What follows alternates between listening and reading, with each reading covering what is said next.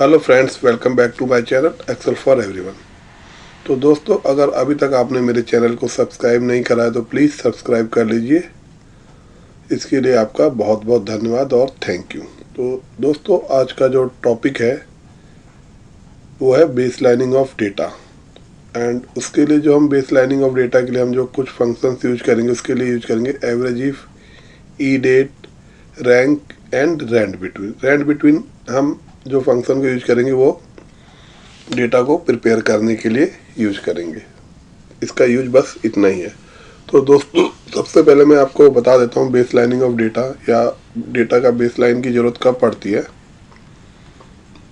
जब आप को क्लाइंट से नया नया काम मिलता है तो आप 3-4 महीने आप काम कर लेते हो या 4-5-6 महीने तक काम कर लेते हो, तो उस वक्त आपका कोई टारगेट फिक्स नहीं होता है। तो बेसलाइन ऑफ डेटा आपको टारगेट फिक्स करने के लिए ज़रूरत पड़ता है, क्योंकि 5-6 महीने के बाद क्लाइंट भी पूछता है, भाई अब आपने 5-6 महीने काम कर लिया तो अब आपको पता लग गया होगा कि आपके बच्चे या आपके जो एसोसिएट्स या आपके यूजर्स हैं कैसे और कितना काम कर पाते हैं। तो वो भी एक टारगेट फिक्स करता है एक तरह से, जैसे कि एक तरह से ठेके पे काम देते हैं ना। हम कहते हैं कि भाई इतने इतने टाइम में इतना काम होना चाहिए, अगर सरल हिंदी में हम उससे बोले। तो अब हमें क्या 6 महीने का डेटा प्रिपेयर करना है सबसे पहले। ठीक है, उसके लिए हम सबसे पहले मंथ लेते हैं, जैन मंथ लेते हैं 001/2021 ठीक है। इसके बाद हम लेते हैं ई डेट, जो हमने बोला था ई डेट, ये आपकी स्टार्ट डेट ही है और आपको कंटिन्यूस डेटा चाहिए। ठीक है, कंटिन्यूस मंथ चाहिए, आपने इसको फिक्स कर दिया।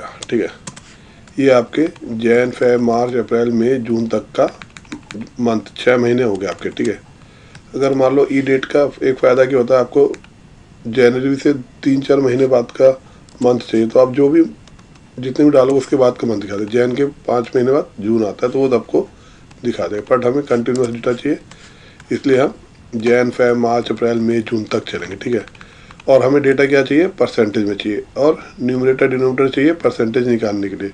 आपको पता है कि न्यूमरेटर को डिनोमिनेटर से डिवाइड करते हैं तो हमारी परसेंटेज निकल के आती है। और रैंक चाहिए रैंक निकालने के लिए कि भाई डेटा का रैंक। ठीक है, सबसे पहले हम यूज करते हैं रैंड बिटवीन। रैंड बिटवीन क्या करते हैं, आपके टॉप और बॉटम और टॉप वैल्यू के बीच की रैंडम वैल्यू निकाल के देते हैं। यहाँ पे मान लो आप 5,000 है आपका, ठीक है, और ये 50,000 है, इसके बीच की रैंडम वैल्यू आपको निकाल के दे देगा।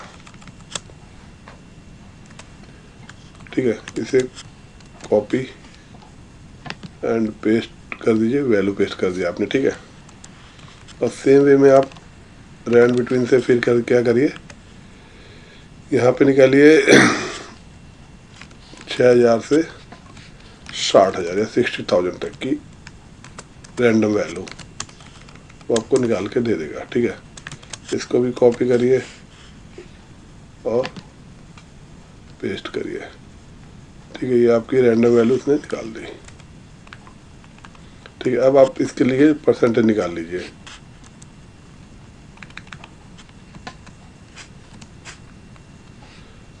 Numerator divided by denominator. ठीक है, ये आपकी परसेंटेज आ गई।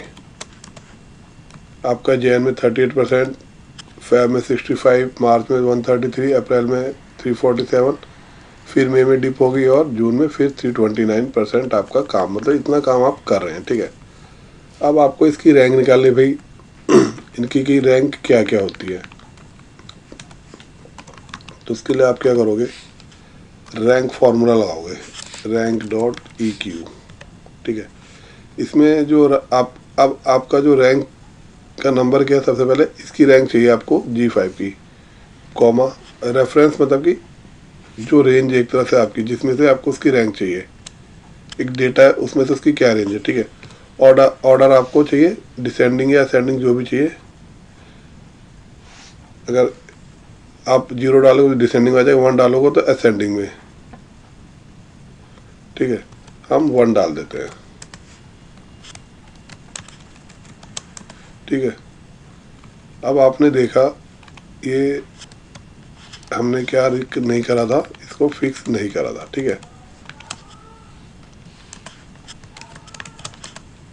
इसको फिक्स कर दिया। तो आपकी जो टॉप वैल्यू 6 है और आपकी सबसे लोएस्ट वैल्यू जो है 22% है, ठीक है।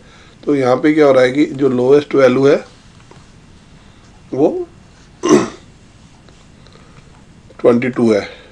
तो ये इसकी रैंक, अगर आप क्या करेंगे, आपको तो टॉप की चाहिए, ठीक है। तो ये हमारा लोएस्ट वैल्यू हो गया, मतलब कि छोटे से बढ़ते हुए क्रम में 1 में। अगर 0 करते तो इसका ये उल्टा निकाल देता, पर हमें इसी वे में चाहिए डेटा, ठीक है, क्योंकि तो हमें टॉप वैल्यू उठानी है, ठीक है। अब इसके लिए क्या आपको लगाना है, एवरेज का जो फॉर्मूला है AV एवरेज इफ, ठीक है। आपकी जो रेंज क्या है, क्राइटेरिया और इसके देखो, इसके रेंज, क्राइटेरिया, एवरेज रेंज। तो हमारी जो रेंज है ये है, ठीक है। और हमारा क्राइटेरिया क्या है, मान लो हमें 4 महीने की टॉप 4, जो पिछले 6 महीने में टॉप 4 वैल्यू उनको उठाना है, ग्रेटर देन इक्वल 4, कॉमा, और एवरेज रेंज आपकी जो ये निकली है इसको करना आपको। तो आपने देखा 270% जो है आपकी टारगेट, जो आपका, इनको अगर एवरेज करोगे आप टॉप 4 का, टॉप 4 कौन कौन सी है, 5, 6, 4, ठीक है, ग्रेटर देन इक्वल 4। तो 4 से जो भी ऊपर है, 1, 2, 3, इसका जो एवरेज निकला 270.60, ठीक है, ग्रेटर देन इक्वल 4। अब तो ये आपका टारगेट, क्लाइंट बोलेगा भाई आपके जो एवरेज काम है इसको 270% का टारगेट है, बट कई बार होता है आप टारगेट नहीं मीट करवाते हो, बट वो कहते हो भाई टारगेट नहीं मीट करे तो आप मिनिमम टारगेट तो इतना दोगे, नहीं तो पेनल्टी ज़्यादा होगी। मतलब कि आदमी कितना भी कम काम करे, मिनिमम काम तो उसे करना ही होता है। तो इसी फॉर्मूले को अगर चाहो तो आप कॉपी कर सकते हो, ठीक है। पर हम क्या करेंगे, कॉपी ना करके खुद दोबारा लिखते हैं, एक बार प्रैक्टिस हो जाएगी। एवरेज इफ़, ठीक है, और आपका जो रेंज है यही है, और क्राइटेरिया आपका क्या हो गया, चेंज हो जाएगा, उल्टा हो जाएगा, आपकी लेस